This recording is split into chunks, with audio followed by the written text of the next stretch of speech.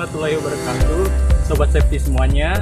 Dalam rangka menjunjung tinggi komitmen K3 dalam dunia konstruksi, maka kita harus mengikuti peraturan-peraturan dan apa saja larangan dan himbauan yang dibolehkan di dalam dunia konstruksi. Berikut penjelasannya.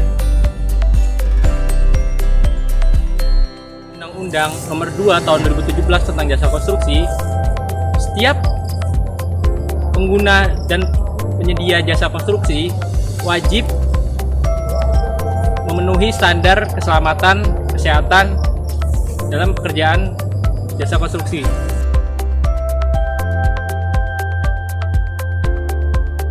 Fahri Pangestu dari 3 PJJ Politeknik Negeri Jakarta, jurusan Teknik Sipil. Di sini saya akan menjelaskan safety induction di dalam proyek Jalan Tol Cibitung Cilincing Seksi 1A.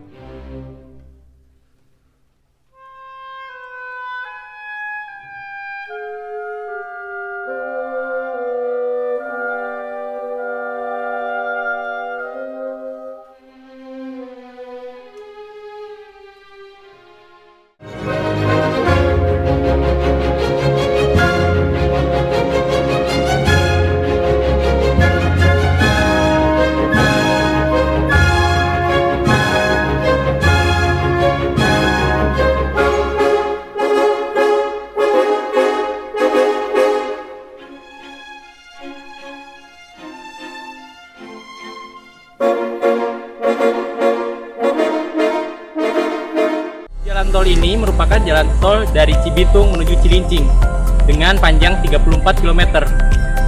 Dan di bagian saya ini di seksi 1 yaitu panjangnya dari 0+325 sampai 13, berapa? Plus deh pokoknya.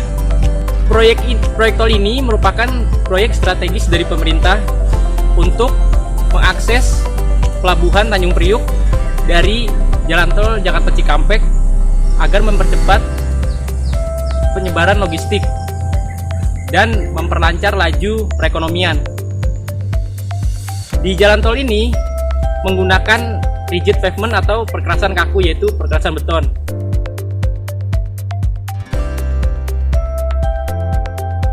Setelah kita mengetahui data jalan tol tersebut, jika kita ingin memasuki ke dalam proyek tersebut, yang pertama-tama ialah kita harus melapor dulu ke bagian pengamanan.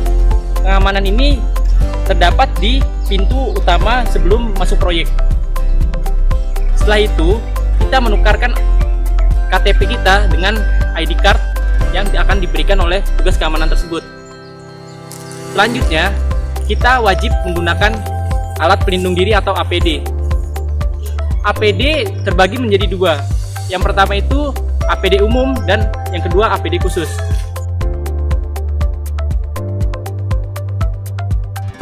APD-nya meliputi yang pertama helm, yang kedua rompi, yang ketiga sepatu safety. Itu adalah APD umum. Selanjutnya APD khusus ialah tambahannya. Yang keempat kacamata safety, yang kelima sarung tangan dan masker.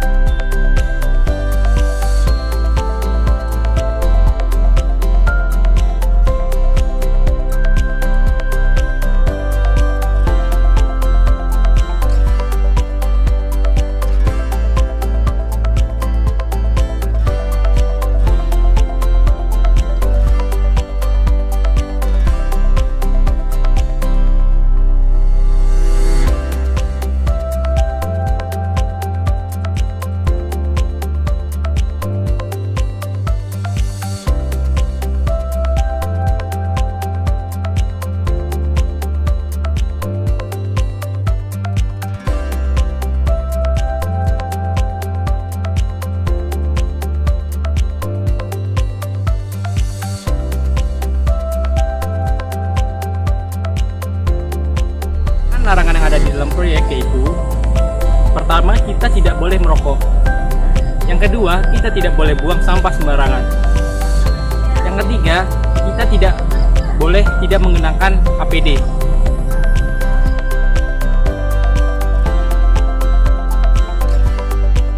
Di dalam pekerjaan jasa konstruksi, kita wajib membudayakan 5R, yaitu resik atau bersih, rajin, rawat, ringkas. Ringkas itu mempercepat atau membuat pekerjaan lebih cepat.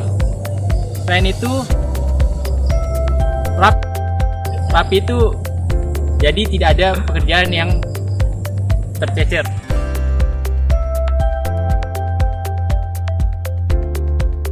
Untuk menghindari kecelakaan dalam pekerjaan perkerasan kaku atau perkerasan beton, bagi para pekerja dihimbau untuk tidak teledor dalam melakukan pekerjaan.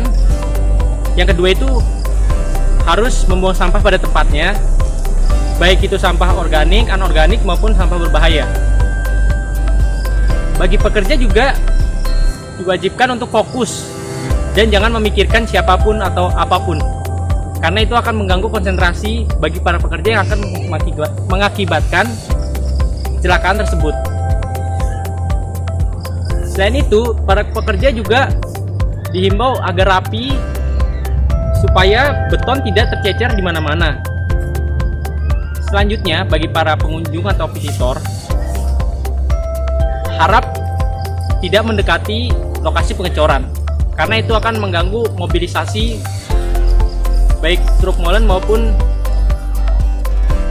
pompanya.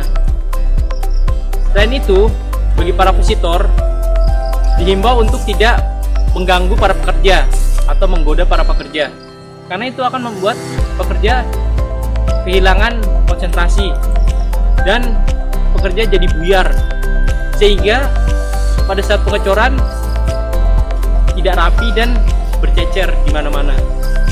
Maka dari itu, tetaplah fokus dan waspada terhadap kecelakaan yang ada di sekitar Anda, di sekitar proyek Anda. Maka dari itu, junjunglah tinggi K3, karena K3 itu sangat penting. Jangan diremehkan, karena sangat penting. Bahaya seperti gempa bumi, kebakaran, dan juga teror, kita tidak perlu panik.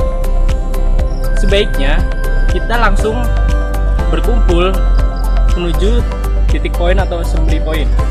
Pada saat terjadi gempa di proyek jalan, maka kita harus menghindari tempat-tempat yang akan mengakibatkan keruntuhan.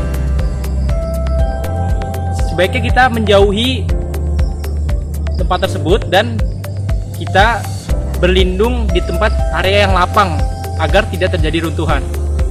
Jika terjadi kebakaran, maka segeralah ambil APAR, alat pelindung ringan, api ringan. Semprotkan APAR di titik api tersebut agar titik api tersebut menjadi kecil dan mati.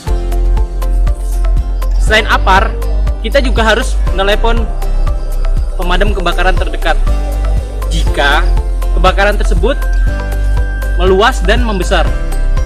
Jika tidak perlu. Selanjutnya, jika terjadi teror, maka yang kita lakukan itu harus menghubungi polisi pertama. Dan yang kedua, kita lapor ke petugas keamanan di gerbang proyek. Selanjutnya, kita tidak perlu panik. Dan kita tetap harus berkumpul dan bersama. Kan penjelasan dari pentingnya K3 di dalam dunia jasa konstruksi. Ingat, Anda sehat, Anda patuh, Anda selamat, dan juga proyek jadi cepat. Terima kasih. Assalamualaikum. Oh iya, Assalamualaikum warahmatullahi wabarakatuh.